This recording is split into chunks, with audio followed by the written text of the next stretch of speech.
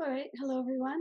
Asha Swami here, and we're continuing our conversations with next generation, third generation of Ananda development. First generation Swami after Master in my little tribe, and now this group coming up who mostly fit in as millennials. So I've been talking with Tandava. This is, I think, our third conversation, and in as much as he has tremendous interest in the creative arts, today we're going to talk about poetry. So I'm a wordsmith. I'm dedicated to words, but oddly, considering my dedication to words, I've actually never been that much into poetry, either reading it or writing it. I mean, virtually not at all. But Tandava, for all the Aprils that I have known him, which is now quite a few, participates in the Poem a Day uh, job of April creativity. So I'm going to start out by just asking you, define for us what poetry is. What's the difference between poetry and other groups of words? You know how many poems have been written on that subject? Like That's what the is a poem? classic question for poets.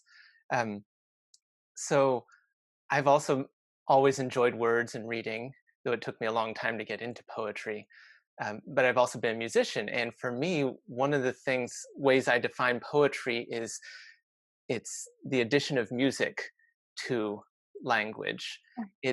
There's an aspect of poetry that relies on the actual sound of the words and not just the meaning, which is why some people claim as much as it's impossible to translate poetry. um, and my feeling is more that you can translate poetry, you just get a different poem out the other end, and Uh-huh. it can never really translate it the same way that you can translate a math textbook or even a philosophy textbook. um, and so the sound, the music of poetry, the rhythms, the rhymes have a have a purpose in the words as much as the meanings. Swami Kriyananda made the comment once that much of the lack of communication among different cultural groups is the rhythm of their speech. Even when they speak the same language, he was talking about the African Americans and the European Americans, historically, and he talked about the rhythm of speech. That rhythm is often the way that we communicate.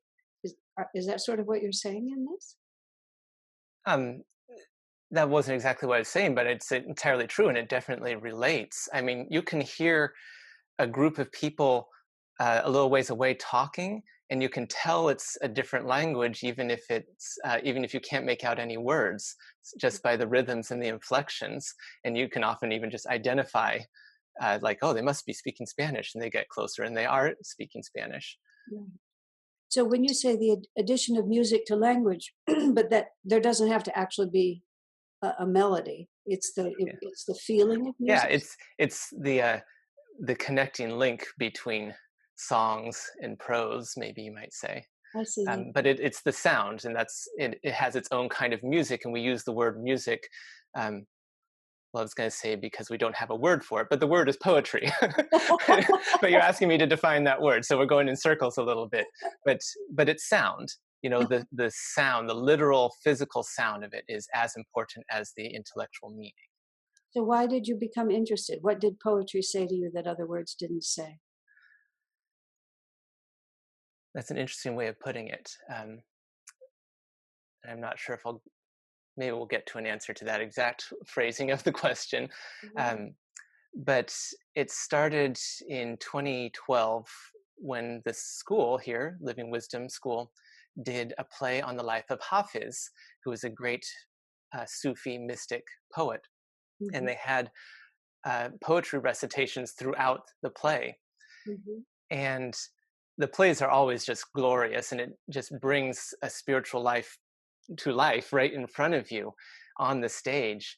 And uh, and hearing those poems in a full context of a spiritual life, and the fact that we were in the church performing it also, it was in the right vibe, I think, for me to start just absorbing it and realizing this is beautiful, and it's a beautiful way to experience spirituality.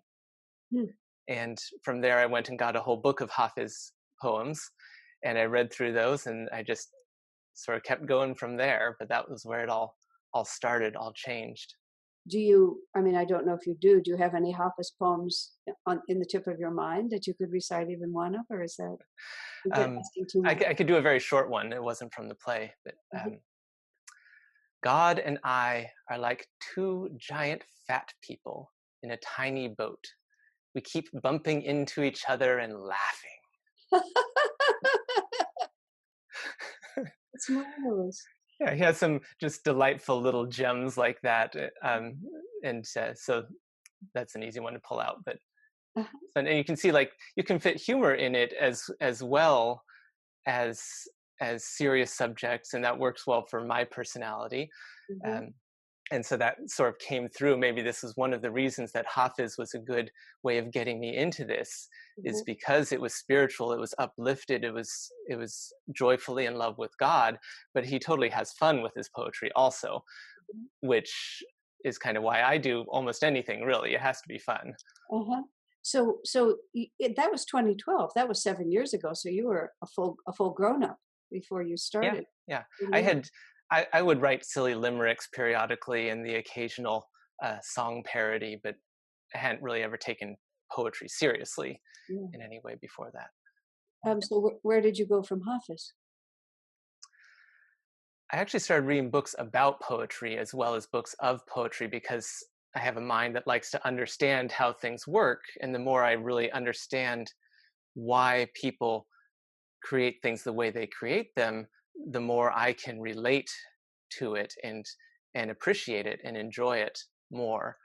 Um, so I read an excellent book called The Ode Less Traveled by Stephen Fry, which was very amusing and very educational. And Now give me the essence of that book. Like what? Because I've never put my mind yeah. to this, and I'm So the one of the main uh, points of that book is that a lot of people have an experience of poetry where people just assume you should be able to relate to it. And people say, here's a poem, respond to it. And you're a fifth grader, you're sitting there going like, what does that even mean? Respond to it. My response is, I don't want to read this in class. And this is how a lot of people get poetry in school. uh-huh, And Stephen Fry, the author, points out that any hobby has its specialized equipment, its specialized terms, its ways of talking with other hobbyists of the same interests, and just talking about what's going on in whatever you're doing, whether it's building model railroads or writing poetry or playing music. And so let's just break this down and say, what does all this vocabulary mean? And why do people write the things they write? And uh-huh. why is it interesting? What patterns can you look for in the writing? So when you finished that book, or you were going to give me a couple of others that you read. So maybe there's a couple of others that because Not specifically, but but so how did that then make it easier or more interesting for you to get into poetry? What did you take away with that that changed your reading? well, my mind always just has to be involved. Like Mhm, the watching the play got my heart there, and but mhm, my mind just wants to know what's going on, mhm, and be able to analyze it and understand it, and then have things that I can apply. uh-huh, Because then the next stage for me is always like, oh, I want to do it myself now. uh-huh. So So so you got into how fast did it take you from reading to writing? it was the next year sometime. Yeah. By the time April rolled around, my sister and I decided to do the National Poetry Writing Month, is what it's called. Uh-huh. And she's been a poetry writer a lot longer than I have, but we got some friends together and just every day we emailed each other our poems. Uh-huh. And yeah, it's just been running from there. Did you ever feel embarrassed by what you wrote, or were you intimidated at the idea of writing poetry? Many people are very intimidated to write Yeah, pieces. before I did, yeah, absolutely. um, right now, I kind of have the excuse that if I'm writing a poem every day for April, some of them are going to be duds. Uh-huh. And so I just put that out there. Some of them are great and some of them really aren't. And I accept that. And so whatever. You know, I have a characteristic of your nature, Tandava, which is a very positive one. is that certainly compared to most people I know, you aren't inhibited in terms of just expressing yourself creatively. Did you have to work at that, or has that just been the way you've always been? How did you develop that freedom? I'm not sure. It's true to a certain extent. I think I have to be kind of at a certain level myself before that expresses.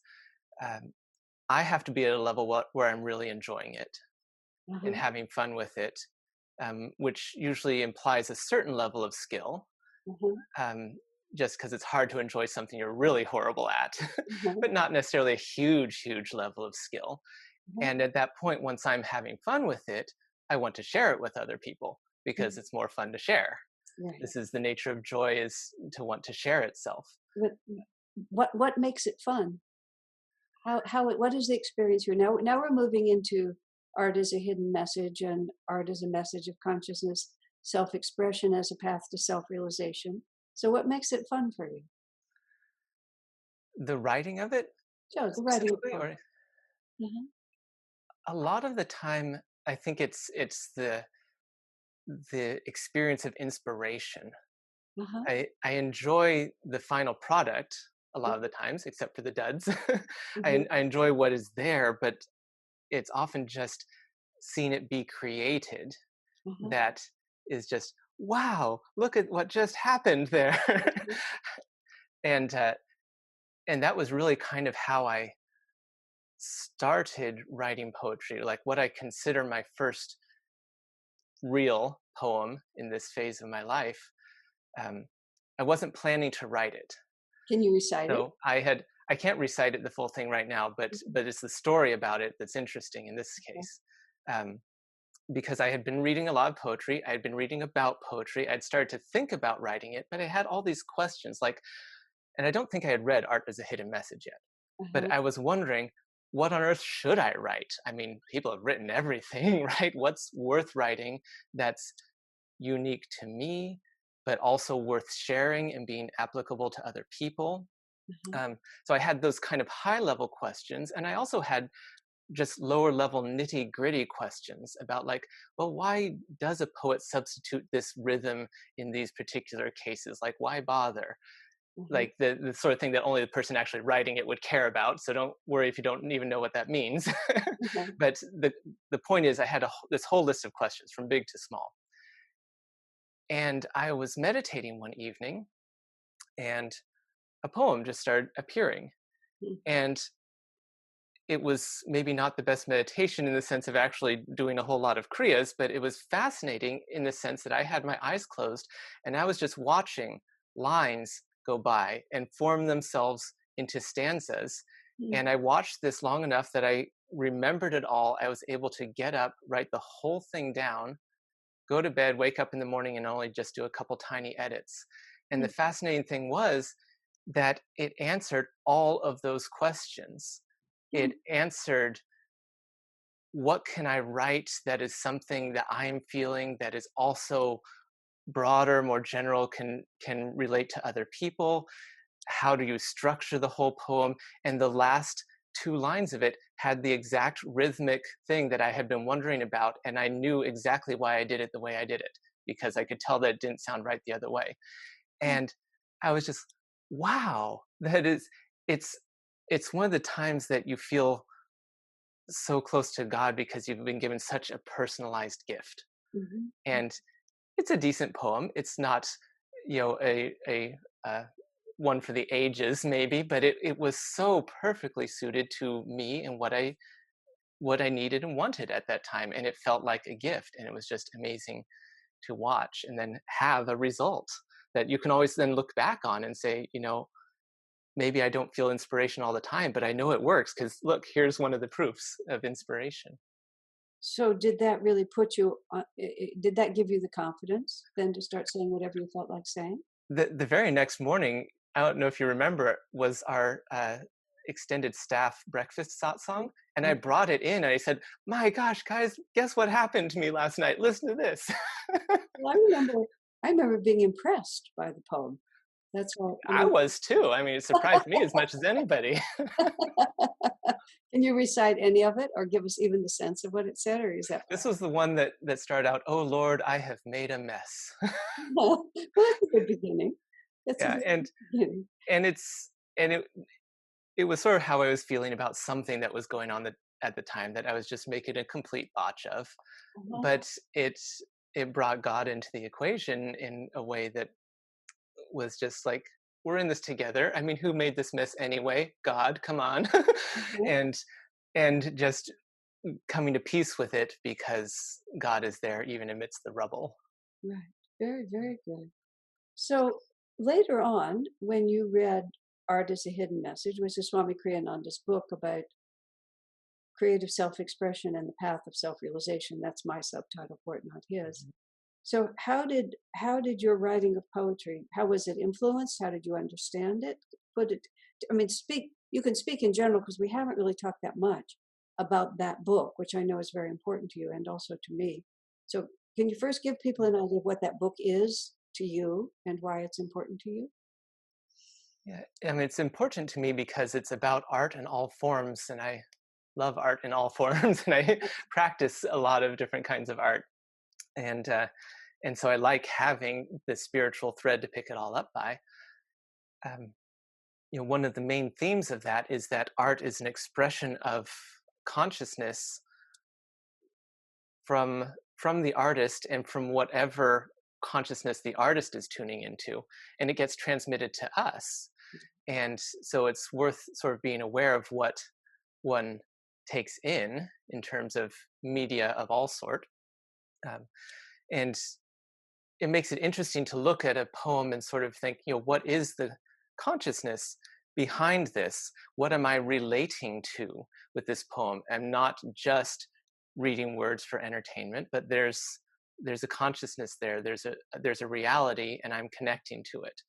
And do I want to or not in any given particular case? Um, so yeah, and then also as someone writing it, what is coming through me? Mhm. Do you feel that writing poetry has helped you spiritually? In the sense of inspiration, it's just excellent practice.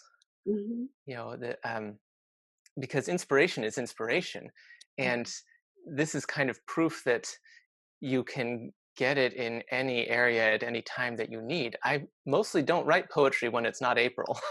Occasionally I do, and when I'm doing other things, it's hard to put my brain there and get poems. When April comes and I put myself in that, aligning with that particular ray of creativity, which a lot of people on the planet right now are doing, and that helps. um, then I can really observe how everything that's coming in can get translated into a poetic expression. Hmm. And poetry is really just a random thing. It could be anything. Like, what do you need inspiration with? And this is a practice of putting myself in tune with the the area in which I need inspiration Hmm. and learning to receive it. So that becomes a generic skill, is what you're trying to say. Yeah, yeah, Okay. So if you need a physics problem or a how to talk to a child, it's the same technique. Would that be fair to say? yeah. And the details will be very different because you do have to find out how to get yourself in tune with this particular channel you want to be working Mhm. in. But the basic process is going to be the same, I think.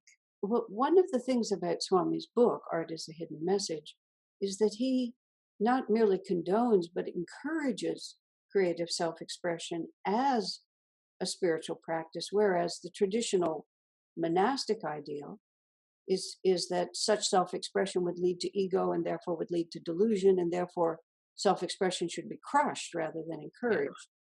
So talk to me about that. yeah. The I've never really liked the term self-expression for Okay. this, and I guess because I associate with a small s, self, because my feeling is like, why do I need to express myself? Why do I need to put more of this out there? um, I'm more interested in finding something that's worth expressing. Uh-huh.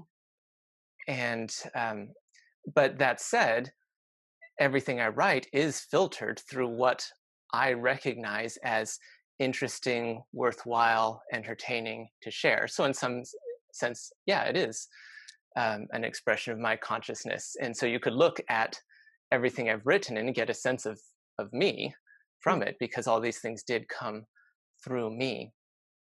Um, I was just thinking of another way that poetry is helpful, because something I find happens a lot writing poetry is you start with an idea and it changes or just develops into something else, Mm-hmm. and you can watch things evolve. Now you could take this in bad directions too. Again, there's some consciousness flowing through, but if you have a basic yogic mindset of trying to turn everything in an upward direction, you can just make interesting connections with things.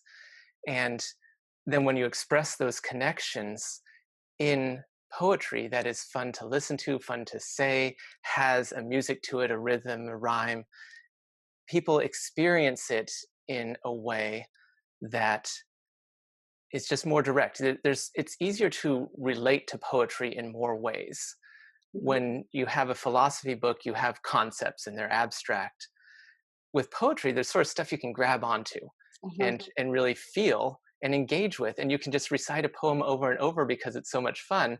But if it's a really worthwhile poem, you're also just getting something um, worthwhile in terms of consciousness as well. Well, I have two questions for you that are completely different, one from the other. One is, have you learned something about yourself that you didn't know by looking at a poem that you wrote? Hmm. Off the top of my head, I can't pull up an answer. I will Uh-huh. think about it, Okay. but not at the moment. When I've written prose, sometimes I find that that it's not right because it's not completely truthful. I don't mean that it's a lie, but it's not completely truthful. And editing for me is often bringing what I've said into closer and closer alignment with what is really true, either abstractly or personally. And so sometimes I discover that I didn't know what was true until I had to really try to express it. That's sort of what I'm speaking about. Can Yeah. you? Yeah, and that makes sense. I mean, that can be said exactly about poetry as well, Mhm. because sometimes you get yourself worked into a state where you want this to rhyme this way. It's like, but that's not true, and you just have to really address the fact of, are we also saying something uh, that's true, but also saying it in a way uh, that gets the feeling across as well as the literal semantic meaning of something. I guess it's also part of it when it comes through as a flow of inspiration. Sometimes the inspiration is new to the author. And so it's not like it's unknown, but the articulation of it is new. And so there's a sense of, oh, isn't that wonderful? I mean, you talk about it being fun. That's why I find writing fun. It's like, oh, I didn't really know that. Yeah, and I mean, for me, that's also just tied up in the creation of Uh-huh, this actual new piece of art. uh-huh. So I don't have it teased apart as much in Right. my head. But But yeah, and also now the other question was, of course, your Swami Kriyananda's lyrics are all wonderful poetry. So, in the sense of being immersed in his music, you're also immersed in his poetry all the yeah, time, there's that too. Yeah, and that has something to give, I suppose. And can you absolutely. can you speak of his music in terms of his poetry for you? I'm not sure. It's something I've kind of wondered about and don't really have an answer to. Is how are song lyrics different from poetry? Because I kind of have a sense that most of the time they are. But occasionally there's a poem that really sounds like a song, and occasionally there's a song where you go, that is an amazing piece of poetry. Right. And it might just have to do with my personal sense of how much it relies on the music I got it. or not, Uh-huh, um, and how much it could stand alone without it. uh-huh, Um, and it's not something I've become clear on. uh-huh. But Um, yeah, it's one of those things that just rolls around Yeah, and It's it's fun. interesting, but I'm always just glad to have both music and poetry in my life, so we don't have to make hard categories of these things. We have a few minutes left. Do you want to recite or read? Are you prepared to recite or I read? could give you a couple. Either your own or someone else's that we would enjoy? Okay, I'll give you. Let's see, what should we do first? Well, I'll give you one of mine. It's just a short one because these are the easy ones to pull out of my head. That's an example of just taking something ordinary or mundane and just going somewhere else with it. Mhm, A few years ago, at the beginning of my April poetry writing month, mhm, I just got into my head that I was going to write poems about animals. mhm. And just every day I picked an animal and I wrote a poem about it. And a lot of them turned into just like silly little ditties, as it were. And some of them just turned out to be really interesting. And I felt like it kind of like you take an owl, and if you're not a biologist, you know, an animal of any sort, if you're not a biologist, you know like one or two things about this animal. But this really focuses you, and you can just focus that energy and see where does this go. So the poem about the owl, Mhm, what do we know about owls? They can see in the dark. Great, let's go with this. mhm. And this is what came up. As night falls, I rise. I lift into the lowering skies and welcome the dark to fill my eyes. A blaze in flight, I know the secret of the night, that we are never wholly without light. Wow, And fabulous. and I had no idea the owl was going to go there.